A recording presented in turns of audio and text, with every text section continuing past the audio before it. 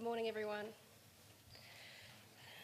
All right. Today, Christy and I are going to talk about the New South Wales EPA illegal landfilling plan. So just to define it, illegal landfilling is where waste, often construction, demolition waste from construction sites, is used as fill without approval. Traditionally, the EPA has focused on tackling illegal landfilling of building and demolition waste like spoil and building and demolition, contaminated asbestos and contaminated soil at the disposal site, which is typically private landowners. Last year, the EPA completed work that identified the different players involved, from waste generation through to disposal, and the barriers and drivers within each group that influence illegal landfilling behaviour. So this presentation will focus on this research and the illegal landfilling plan that's been developed. So I'm going to sort of help to set the scene, describe the issue, and then Christy's going to talk about the research that was undertaken and an action plan that was developed, and then I'll touch on some of the actions that have started to be implemented. So, understanding the issue. So for the New South Wales Government, has committed to reducing illegal landfilling legal dumping by 30% by 2020. So to help achieve this target, the EPA in February this year released a strategy, a legal dumping strategy, and it outlines the actions that we need to take to try and reach that target. One of the actions, which is there, that's at the rear of the strategy, is a list of actions, and one of them is to address illegal landfilling of waste from construction and demolition sites on private residences. So that's where this program fits within the broader context of the work that's being done. So I'm just going to show you a few photos to help to illustrate the issue. You can see the line there, that's just showing you that it's not just in the foreground, the building and demolition waste, but also the illegal landfilling of contaminated soil up into the tree trunks. So as we know, illegal landfilling, the main issues is it harms the environment, the impact on human health, particularly asbestos waste and contaminated soil.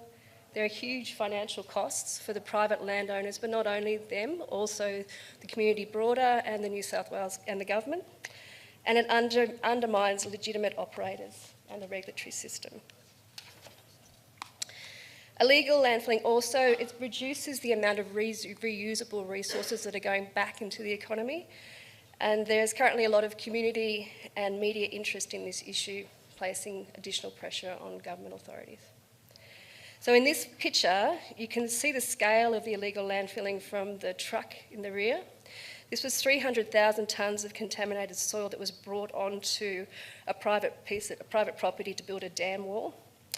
And it resulted in death of vegetation, pollution of a local waterway, and the closure of a nearby reserve. This one was successfully prosecuted by the EPA. As I said, it's typically on private properties that we're seeing these illegal landfilling. And for the EPA in 2015, 50% of the calls that we received around illegal dumping incidents were for large-scale dumping of construction waste, such as building and demolition, asbestos contaminated soil, and contaminated soil. This is another example of an unlawful waste disposal site. It's an intermediate facility where they've taken contaminated soil, blended it with clean soil, and then taken it off-site for reuse. And this is just to try and tie it in to the relationship between the increase in the amount of illegal dumping that we're seeing and the increase and the infrastructure development boom that's happening in the Greater Sydney area. So between 2014 and 2016, you can see there was a 24% overall increase in the value of buildings approved. That's the blue line. The grey line shows a 28% increase in residential approvals over that 2-year period, and there was a 15% increase in non-residential approvals, the yellow line.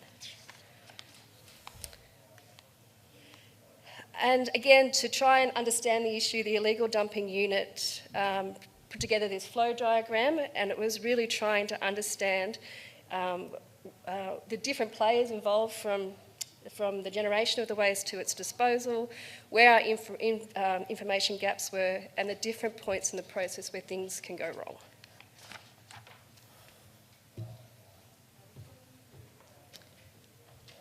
So as phase one of the program, we undertook research to fill our knowledge gaps and to understand the barriers and drivers for the unlawful behaviour. So we undertook a range of research and analysis, and this included social research, behavioural research, surveys of local government, industry forums, data analysis, and customer experience mapping. So we analysed data such as Ovid Online data, which shows a number of incidences across New South Wales, and also construction data and the like. And the rest I'll talk about more in detail now. So we did some social research of the construction industry, and this is a repeat of research we did back in 2007, so we could compare change in attitudes, knowledge and behaviour since that time. And I suppose the main findings from that change was that there was increase in recycling, but a decrease in segregation, and this may reflect the movement of waste to Queensland. And there was also an increased attitude that illegal dumpers will get caught, which is a great thing. We interviewed 394 infrastructure contractors, demolition and excavation companies and builders, and we're just to try to get insight into the industry. We looked at Sydney versus regional, and there were some differences there. Regional areas might be less likely to subcontract, had less oversight of their subcontractors, and they thought that recycling was less effective. We looked at large companies as opposed to smaller companies, and we found that the knowledge of the waste management laws, the likelihood to have environmental managers, and the likelihood to have implementation of waste management plans and oversight of contractors obviously decreased as companies got smaller. We looked at the differences between the three industry sectors, but we didn't see a great deal of difference between them. So some of the, I suppose, research, we had a lot of results of this. I'm just going to mention a couple of things. One is that 94% thought that green reputation was important, and most people were concerned about recycling and the issue of illegal dumping. We found that project managers and CEOs normally make the decisions about where waste is going to be transported, and this is great because it gives us information about who to contact and who to provide education programs to. And it also showed that a lot of people didn't know the rules. They thought that the responsibility of their waste left once the waste left the site. So if they subcontracted that waste, 31% didn't think they were responsible for it, and 41% didn't think they were responsible for could be responsible for clean-up if their contractors dumped the waste. Sorry, I forgot that slide. Okay, we surveyed local government just to find out what they were doing in this area, both at construction sites and regulating construction sites, and also at the other end of providing education for landowners or possibly regulating illegal landfilling sites. And we found that, so we surveyed government, and this is just their opinions, but their thought was that the waste illegally landfilled is construction demolition site. It was brought on as fill for landscaping and to raise the land mostly, and they thought that the community got their free fill through signs in public places, which is 88%, and on Gumtree, 36%, and we'll talk later about a Gumtree advertising campaign that we ran. For about 50% of councils that we surveyed, they thought that illegal landfilling was a problem, and for those that answered no, they were situated in high-density apartment areas. It also gave results around how they regulated construction sites, how much oversight they had, and their work in the planning process, including waste management plans. We then held a forum with industry, which was quite useful, and this was with a group called the Responsible Construction Leadership Group, and we mapped the construction process from their perspective from start to finish, from hiring a client to disposing of the waste. And this gave us a lot of insight into the process. It identified pressure points where things can go wrong. It gave us knowledge around their key pressures, which are really time, space and cost. And they're just huge pressures on the industry to meet deadlines that environmental considerations are often planned for up front, but maybe overlooked in practice. And it also gave us insight into the procurement process and that environmental factors aren't really considered up front, and that the unlawful behaviour and the risk of being caught illegally dumping wasn't factored into this upfront planning procurement process and wasn't seen as a high risk to clients. We then took, sorry, I keep forgetting that, sorry about that. We then did some behavioural research, and this we hired a consultant we first mapped what we thought the steps were, or what we know the steps are, to lawfully obtaining fill on the land, such as planning consent and the like. The research company then went and did 2-hour in-depth interviews with people who had actually experienced illegal landfilling on their land, but were victims. They didn't know this was going to happen. They thought they were purchasing free fill. And this gave us some really great insights into behavioural interventions, but also into how we regulate these people. So it mapped the process, and then we could compare that with how customers actually obtained fill at the other end. Some of the main outcomes were that free fill can drive irrational behaviours and poor choices for landowners and outcomes. So the fact that they're getting something for free just makes other thoughts go out of their head, and they buy this without thinking of the consequences of why is it free. It had a huge... It also showed that they didn't think about asbestos being an issue, or they didn't know how to evaluate fill either. So they thought that there may be some bricks or glass, but they never even thought of the issue of asbestos, and that shows where we should be targeting our education. It looked at the emotional impact on these people. So the people that did the interviews said it was like talking to people who had chronic illness. They were very, very impacted by this and a huge financial setback on their lives. They thought they were getting some fill to raise their land. All of a sudden they got asbestos all over their property. They talk about the tsunami of soil. So they think they're getting one truck. 6 months later, the trucks are still coming. They're locking the gates, are doing nothing. They just can't stop these trucks, and it's just had a massive impact on these people. And I suppose for the regulators out there, that also reflects on how we should be regulating people who are victims in this sense. I suppose you can look at it that way, because they felt quite often that the impact on them needs to be better managed, I suppose, by the regulatory authorities rather than clean-up notices and the like being served.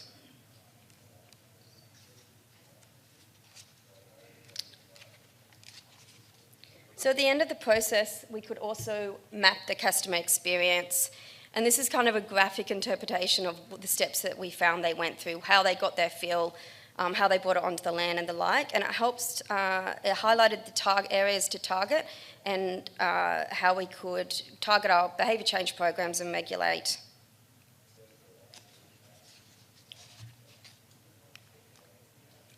Okay, so then we developed an action plan. And I suppose the whole purpose of this plan is to gather all the research we'd done and all the facts and figures we had and put them together. And the purpose was to reduce incidents and create positive behaviour change. We wanted, as Sally said, to create a holistic approach and create long-term change rather than where we'd focused on either just regulating at the tail end. We wanted to reduce this problem for the long term. We found that we'll need different initiatives and solutions for different stakeholders, for different sized businesses, and for industry and government. So there's no one size fits all. And we wanted to consider the full range of tools available, from regulative tools to legislative changes to behaviour change. So we could we found we could group it into 4 main topics, and that was better waste management, improving regulatory oversight, both at upfront controls and end controls, cost and payment system, and education and raising awareness. And this targets the source, transport and receival. Now, these actions are all in its infancy, and we haven't consulted widely on this yet. We've had some support from industry, which is great, but we'll be talking to relevant agencies as we roll this plan out. Okay, the first approach is better waste management, and this is about improving the way waste is managed at construction sites and upfront controls to reduce the likelihood of the unlawful activity happening at the tail end. So making sure where possible that resources go back into the productive economy and don't end up in disposal sites.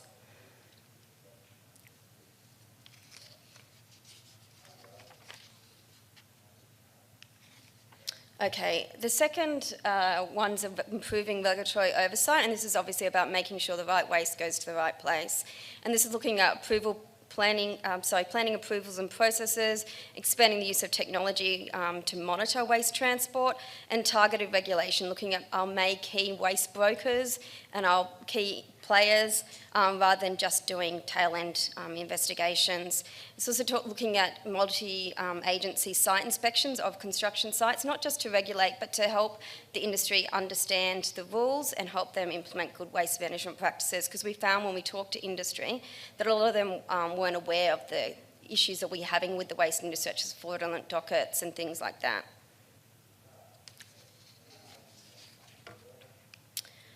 Okay, looking at the cost and payment system, and this is about disrupting business models and making sure that the system doesn't encourage unlawful and fraudulent activities. So looking at costing at the procurement and contract stages, which Sally will talk about later, separation of payment for transport and disposal, so there's less likelihood that the transporter will dump because they're paid for transport only, and legislative changes as well.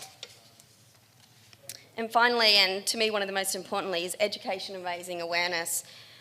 Both for the construction industry and, as you can see, for the landowners, so that they're making the right choices when they're buying fill and they're reducing that market for asbestos-contaminated waste.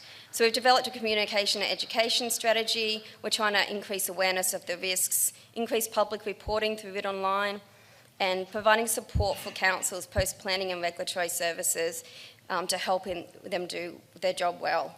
And also increase media, and we've seen today that there's, from other talks, that there is already a massively increase in the media out there with Ray Hadley and the like, but making sure we have some positive media and that community is aware of these issues. Okay, back over to Sally. We're just going to finish off with just a couple of examples of some of the actions that have started in the implementation of the plan. So again, it's at its beginning, so this is just but the first one is this was a program developed by the EPA's Sydney Compliance Unit. These advertisements were displayed periodically on Gumtree, as we know that that's a place where people go to either to seek a fill for either sale or for purchase or free of charge. So people searching for free fill would access these sites. These would pop up. If you clicked on one, it would take you through to the EPA's website, which would give you more information about what steps to take to make sure that you are ensuring that spoil or fill is being received as clean. So the aim of the program was to increase awareness of the risk of receiving free fill and to educate the community about the actions they can take. So this will be incorporated into a broader communication plan to develop a single message and associated collateral that can be used by the EPA and local council to send out a single message about receiving free fill or contaminated fill, similar to the Hay Tosser campaign. The second initiative is the procurement and contract toolkit. This is piggybacking off the one that's already been developed by the Victorian EPA. And it's to influence the procurement process initially with government projects, to give proper consideration upfront to disposal costs and waste management requirements, and to look beyond time and cost when selecting a contractor, and also consider their ability and willingness to demonstrate that they can comply with environmental law. The other section is the contract conditions, so providing greater oversight of the subcontractors and to reduce the risk of unlawful or fraudulent behaviour. That's the presentation. I think the time is almost up.